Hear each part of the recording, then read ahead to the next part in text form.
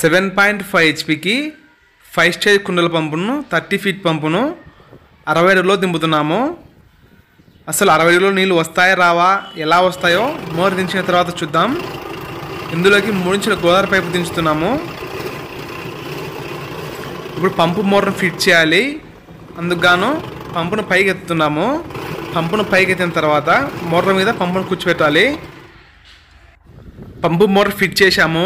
Motor 4 నట్లు full tight చేశాము. అలాగే మోటార్లో నీళ్ళు కూడా పోసాము. ఇక పంపుకు మోటార్కు జాలరీ బిగించి బోర్లోకి దించడమే ఆలస్యం. జాలరీ బిగిద్దాం. ఇప్పుడు పంపు మోటార్ 2 దానికి జాలరీలు వేసాము. ఇప్పుడు పంపు మోటార్ను బోర్లోకి దించుదాం. V6 7.5 హెచ్పికి 5 స్టేజ్ కుండల పంపు 30 ఫీట్ పంపును కేవలం 60 అడుగులో దింపుతున్నాము. ఇందులోకి 3 ఇంచుల గోదావరి పైపు దించుతున్నాము.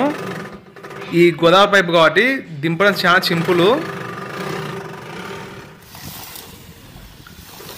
సో పైప్ బిగించేది ఏం లేదు, ఇన్న పైపులు అయితే బిగించుకునే ఉంటుంది.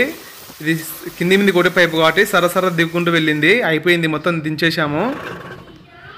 ఇప్పుడు బోరు మీద బోరు క్యాప్ వేసి పైపు క్లాంప్ను బోరు మీద కూర్చోబెట్టేసాము.